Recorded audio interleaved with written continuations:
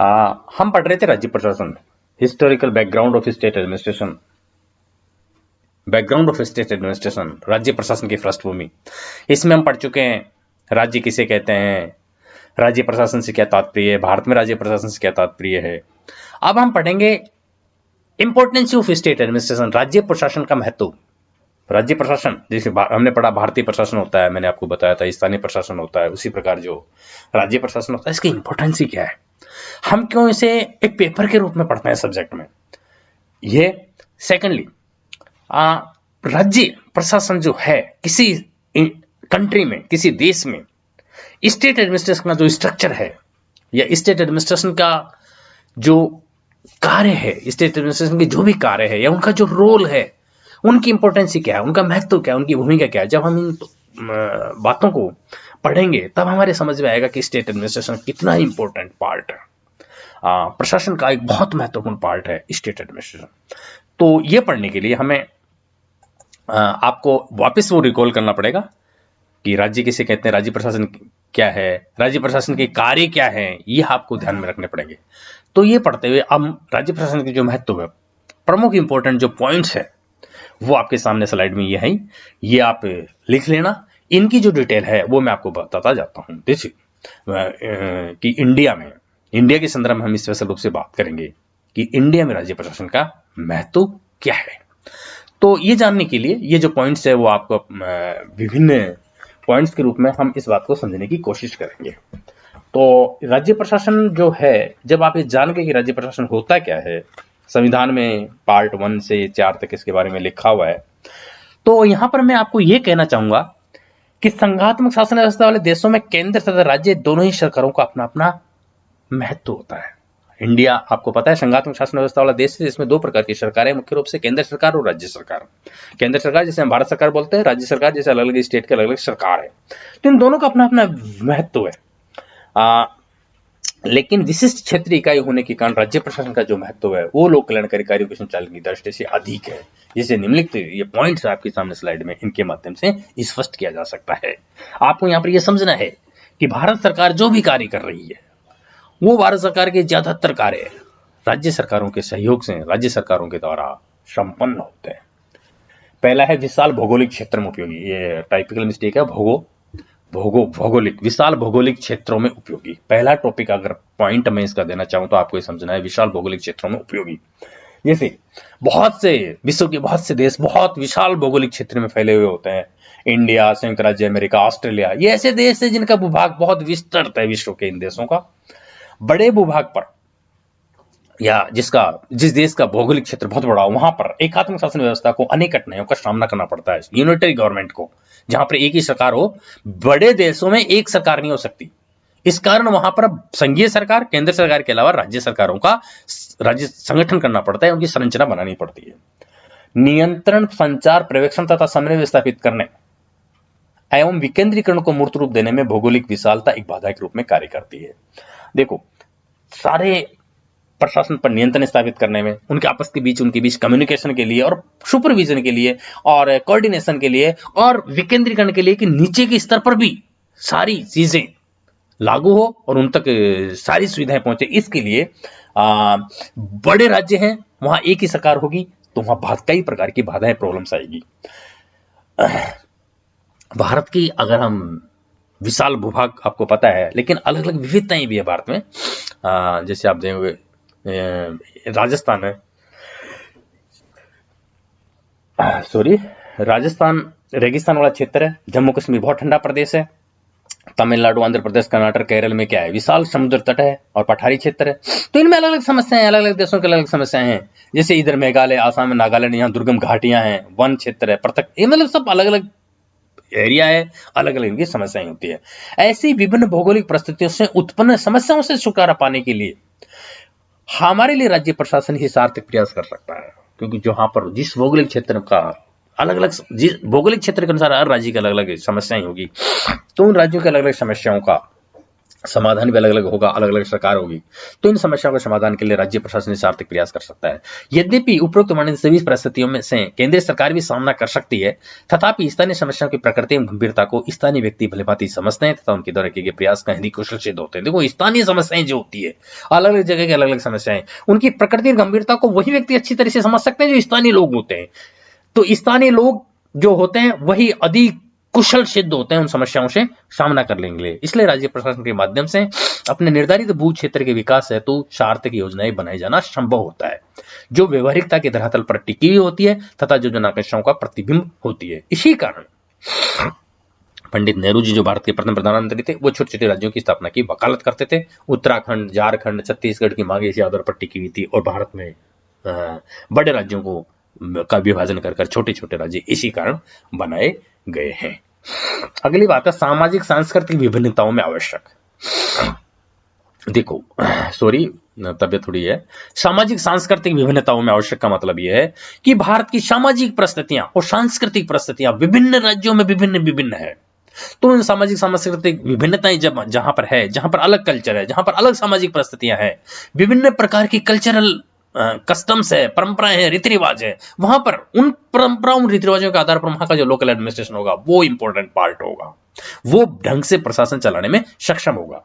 प्राचीन काल से भारत में विभिन्न प्रकार की सभ्यताओं संस्कृतियों की शरणस्थली रहा है। यहाँ पर अगर हम यहाँ देखें तो आज भारत में 190 धर्म, कई भाषाएं हैं, लैंग्वेजेस, लोकल लैंग्वेजेस है, 1652 भाषाएं बताई जाती है। यहाँ जातियां देखें तो हजारों जातियां हैं, 3742। तो इनका सबका रहन सहन, खान पान, रीति रिवाज, कर्म कांड, मान्यता, जीवन शैली विभिन्नताओं से युक्त है, अलग अलग जगह की अलग। तो सांस्कृतिक विविधताओं कारण शासन की कार्यशैली अथवा जनता की अपेक्षाएं दोनों ही परिवर्तित होती है। सांस्कृतिक विभिन्नताएं होगी, सामाजिक विभिन्नताएं होगी, तो जो सरकार है उनकी कार्यशैली और जनता की अपेक्षाएं, जनता जो सरकार से चाहती है वो भी परिवर्तित होती रहती है। अपनी भाषा, बोली या पहनावे के आधार पर लोगों में समरसता का भाव पैदा होता है। 1956 में भारत में राज्यों का पुनर्गठन भी भाषा के आधार पर हुआ था, क्योंकि एक स्वाभाविक मांग थी कि भाषा के आधार पर एक भाषा बोलने वाले लोगों को एक राज्य बना दिया जाए। तो यहां पर इन सभी बातों का कहने का मतलब यह है कि जो विभिन्न स्थानीय सांस्कृतिक आधार पर प्रशासन को जो है वो उसके कार्यों में जनता द्वारा सहयोग प्रदान किया जाता है। जो एक संस्कृति वाले, एक भाषा वाले, एक से सामाजिक परिस्थितियों वाले स्टेट में प्रशासन को भी जनता द्वारा सहयोग प्रदान किया जाता है। ठीक है, तो यहां पर यह कहना है कि राज्य प्रशासन के माध्यम से संपूर्ण देश का शासन कुछ विशिष्ट इकाइयों में बढ़ जाता है, जो सभी दृष्टियों से महत्वपूर्ण सिद्ध होता है। तो वो उनमें क्या होता है कि जब बट गया राज्य, तो वो जो स्पेसिफिक कल्चरल एक्टिविटीज है या कल्चरल कस्टम्स है, परंपरा, रीति रिवाज है, वो लोग उस राज्य को पूरा सहयोग देते हैं और उस राज्य की जो जनता है वो भी प्रशासनिक कार्यों में सहयोग देती है और राज्य उन परिस्थितियों का ध्यान रखते हुए अपना वो करता है। अगला पॉइंट, लोकतंत्र की सार्थकता, डेमोक्रेसी की जो सार्थकता। डेमोक्रेसी क्या है हम अच्छी तरह समझते हैं, जनता का जनता के लिए, जनता द्वारा शासन। तो ये जो डेमोक्रेसी है, इस डेमोक्रेसी का जो मेन उद्देश्य क्या होता है। देखो, वर्तमान विश्व में अधिकांश सरकारें क्या है, प्रजातंत्र की सरकारें हैं और ये लोकप्रियता पर आधारित खड़ी है। प्रजातंत्र की लोकप्रिय आधारशिला पर खड़ी है। लोगों के लिए और लोगों के द्वारा शासन का संचालन लोकतंत्र कहलाता है। अब भारत में इंडिया की बात हम करें तो संघीय, केंद्रीय स्तर पर, संघीय मतलब केंद्रीय स्तर पर तथा प्रांतीय, दोनों स्तरों पर संसदीय लोकतंत्र को अपनाया गया है। यहाँ पर हमारे पार्लियामेंट्री गवर्नमेंट ऑफ फॉर्म को अपनाया गया है, संसदीय लोकतंत्र, संघीय स्तर पर भी, प्रांतीय स्तर पर भी। लोकतंत्र के माध्यम से आम जनता शासन की नीतियों, कानूनों तथा कार्यक्रमों में अपनी भागीदारी निभाती है। लोकतंत्र के माध्यम से यह भागीदारी सांसदों के चयन से राष्ट्रीय स्तर पर, सांसदों के चयन से राष्ट्रीय स्तर पर, विधायकों के चयन से सांसदों के स्तर पर राष्ट्रीय स्तर पर, विधायकों के एमएलएज के चयन से राज्य स्तर पर तथा पार्षदों या पंचों के चयन से स्थानीय स्तर पर सुनिश्चित होती है। इस प्रकार लोकतांत्रिक विकेंद्रीकरण को मूर्त रूप देने में राज्य प्रशासन अग्रणी है। राज्य प्रशासन है वो लोकतांत्रिक विकेंद्रीकरण है, उसको मूर्त रूप देने में बहुत अग्रणी है, अग्रणी पार्ट प्ले अदा करता है राज्य प्रशासन। तो एकीकृत शासन व्यवस्था की एक और शासन व्यवस्था चाहूंगी, एकात्मक सरकार, जहां केवल एक ही सरकार होगी, जिसे हम कहे वहां पर लोगों की शिकायतें तथा मांगों की सुनवाई के लिए जनप्रतिनिधि कम स्तरों पर उपलब्ध होते हैं, जबकि संघीय शासन व्यवस्थाओं में एक अतिरिक्त स्तर उपलब्ध हो जाता है, एक अलग से स्तर और मिल जाता है शासन को। तो प्रशासनिक कार्यों को नियंत्रित करने तथा विकास के कार्यक्रमों को त्वरित गति से पूरा करने में राज्य प्रशासन महत्वपूर्ण सिद्ध होता है। आपको यह समझना है कि प्रशासनिक कार्यों को नियंत्रित करने के लिए और विकास के कार्यक्रमों को त्वरित गति से पूरा करने में राज्य प्रशासन महत्वपूर्ण भूमिका निभाता है और महत्वपूर्ण सिद्ध होता है। लोकतंत्र का वास्तविक स्वरूप तभी साकार हो सकता है जबकि जनता की आकांक्षाओं तथा समस्याओं को न केवल निर्वाचित प्रतिनिधियों बल्कि नौकरशाह द्वारा भी भलीभांति सुना एवं समझा जाए। इस संबंध में राज्य प्रशासन सार्थक माध्यम सिद्ध होता है। ये जो मैं आपको पॉइंट्स बोल रहा हूं, ये सबसे बेस्ट प्रोफेसर सुरेंद्र कटारिया जी की जो राज्य प्रशासन की बुक है उसमें लिखा हुआ है। आप वह ढंग से पढ़िए, समझिए, बिल्कुल ये पॉइंट्स जो है उन्होंने विस्तार से इन बातों को लिखा है। तो राज्य प्रशासन के महत्व के बारे में मुझे लगता है कि सबसे बेस्ट बात जो पॉइंट है वो आप वहां से पढ़ सकते हैं, समझ सकते हैं, उसमें यही लिखा हुआ है। ठीक है, तो राज्य प्रशासन का कार्यक्षेत्र जो है आपको यहां समझना है कि स्थानीय स्तर जो नगरीय संस्थाएं होती है, पंचायती राज संस्थाएं होती है, तो ये सभी संस्थाएं राज्य प्रशासन के अधीन ढंग से कार्य कर पाती है। ये स्थानीय संस्थाएं राज्य प्रशासन का एक महत्वपूर्ण आयाम है, उसका पार्ट है, डायमेंशन है उसका, जो लोकतंत्र की जड़ों को मजबूती प्रदान करती है। इस प्रकार लोकतंत्र की जो सार्थकता है वो राज्य प्रशासन के माध्यम से संभव होती है। आपको मुझे लगता है कि ये बात पॉइंट ढंग से क्लियर हो गया होगा कि लोकतंत्र होता है क्या। जनता का जनता के लिए जनता द्वारा शासन। जब जनता का जनता के लिए जनता द्वारा शासन होता है तो राज्य प्रशासनिक स्तर मिल गया। एक तो केंद्रीय स्तर हो, हमारे केवल एक संघीय संसद के चुने हुए प्रतिनिधि हो, लेकिन संसद के चुने हुए प्रतिनिधियों के अलावा हम जो लोकल विधानसभा के सदस्य चुनते हैं, जिनको हम एमएलए बोलते हैं, वो भी तो हमारे एक अलग स्तर मिल गया। उनसे हम अपनी समस्याएं बता सकते हैं। देश की मतलब राज्यों की जनता के लोग स्थानीय समस्याएं, और वो उनका समाधान करते हैं स्थानीय सरकार के माध्यम से। राज्य सूची के विषयों पर प्रशासन राज्य प्रशासन करता है। इसी प्रकार पंचायत राज संस्थाएं, नगरीय संस्थाएं हैं, वो जो है वो मूर्त रूप राज्य प्रशासन के स्तर के नीचे होती है, और राज्य प्रशासन के माध्यम से ये जो संस्थाएं वो भी ढंग से कार्य कर पाती है। इस प्रकार लोकतंत्र की जो शासकता है वो राज्य प्रशासन पर निर्भर करती है। इन पॉइंट्स के अलावा अगला जो कुछ और पॉइंट्स हम आप पढ़ेंगे वो आप इसमें देखना, वो ये है राज्य प्रशासन के जो महत्व हम पढ़ते जा रहे हैं वो कल्याणकारी कार्यों की पूर्ति। देखो, राज्य प्रशासन क्या है कि कल्याणकारी कार्यों की पूर्ति का एक महत्वपूर्ण माध्यम है। कल्याणकारी कार्य की पूर्ति का माध्यम, कल्याणकारी कार्य किसे कहते हैं हम खूब पढ़ चुके हैं। जब आपका वो पहले में था कल्याणकारी राज्य किसे कहते हैं, जो कल्याणकारी राज्य हम समझ चुके, तो कल्याणकारी राज्य जो कार्य करता है उन राज्यों की पूर्ति का माध्यम है जो वो राज्य प्रशासन है। आधुनिक शासन व्यवस्था का मूलभूत दायित्व क्या है? जन कल्याण, सुरक्षा और विकास, ये जो है इनको गति प्रदान करना है, मूलभूत कार्य आधुनिक शासन व्यवस्था का। तो कल्याणकारी राज्यों के प्रवर्तन के पश्चात अब प्रत्येक कल्याणकारी प्रवृत्ति एवं प्रक्रिया सरकारों के प्रयासों पर निर्भर हो गई है। भारत के संविधान की 7वीं अनुसूची जो है, भारत के संविधान की 7वीं अनुसूची आर्टिकल 246 के माध्यम से शासन के विषयों को आपको पता है 3 विषयों में बांटा गया है, संघीय सूची, राज्य सूची, समवर्ती सूची।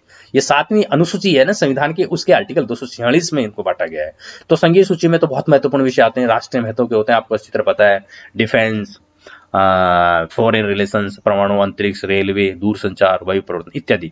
और राज्य सूची के विषय ऐसे विषय हैं जो नागरिकों की दैनंदिन आवश्यकताओं से संबंधित है, जो नागरिकों की रोजाना की आवश्यकता उनसे संबंधित राज्य सूची के विषय होते हैं। इस प्रकार राज्य प्रशासन के माध्यम से जन कल्याण को बढ़ावा दिया गया है।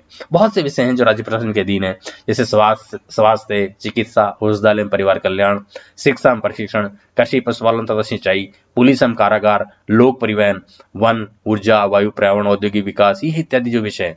तो हमारे को यहाँ पर जो विषय है इनके माध्यम से सिर्फ इतना सा समझना है कि लोक महत्व के कार्यों को निष्पादित करने के लिए राज्य को बड़ी संख्या में लोक सेवकों की आवश्यकता होती है, और लोक सेवक जो होते हैं सरकारी कर्मचारी, वो राज्य सरकार द्वारा अपने निवासियों को रोजगार भी प्रदान करती है। तो कहने का मतलब है कि जो लोक कल्याणकारी जितने भी कार्य हैं, जनता के कल्याण से संबंधित विभिन्न कार्य हैं, वो कार्यों को राज्य प्रशासन के माध्यम से सरलता से पूरा किया जा सकता है। इस प्रकार कल्याणकारी कार्यों की पूर्ति होती है राज्य प्रशासन के माध्यम से। इसी प्रकार अगला पॉइंट हम दे सकते हैं, राष्ट्रीय एकता में सहायक।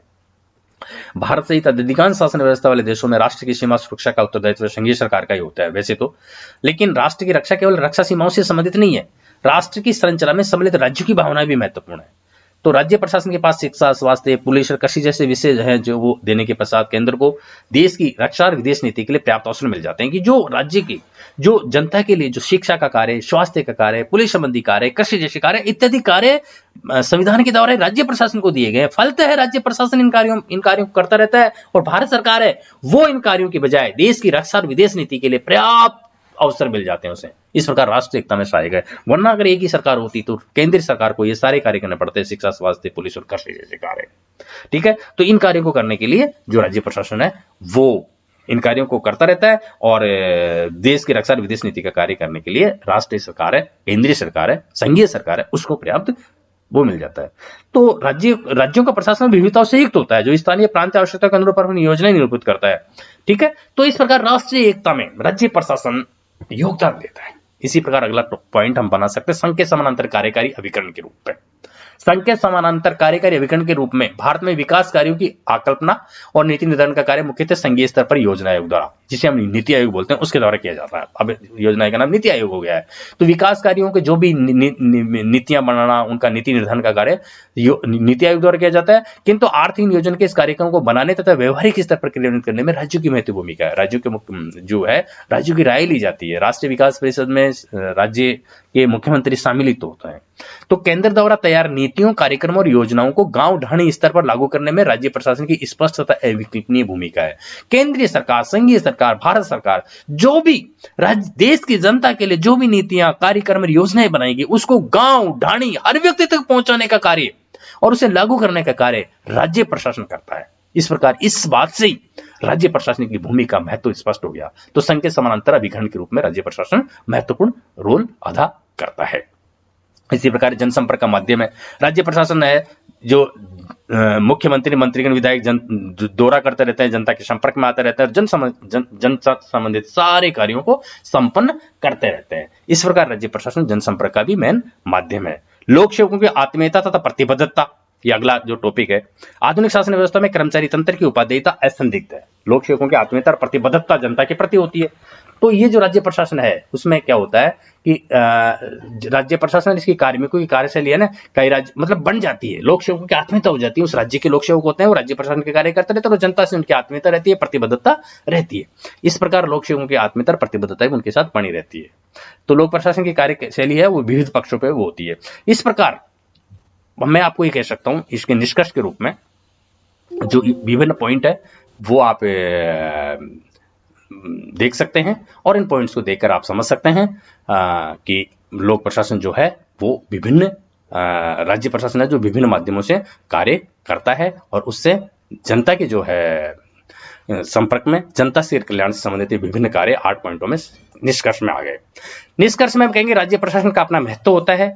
वर्तमान भारतीय लोक प्रशासनिक व्यवस्था राज्य प्रशासन की कुशलता पर ही निर्भर है। विशिष्ट महत्व है कई कारणों से राज्य प्रशासन का और वर्तमान भारतीय लोक प्रशासनिक व्यवस्था राज्य प्रशासन की कुशलता पर निर्भर है। क्योंकि राज्य प्रशासन सही होगा तो भारतीय लोक प्रशासनिक व्यवस्था भी सही होगी। इस प्रकार ये जो बातें हैं इन बातों के आधार पर हमें राज्य प्रशासन का महत्व स्पष्ट हो जाता है। आपको इन पॉइंटों के बेस पर, इन पॉइंटों के आधार पर आपको राज्य प्रशासन का जो वो है महत्व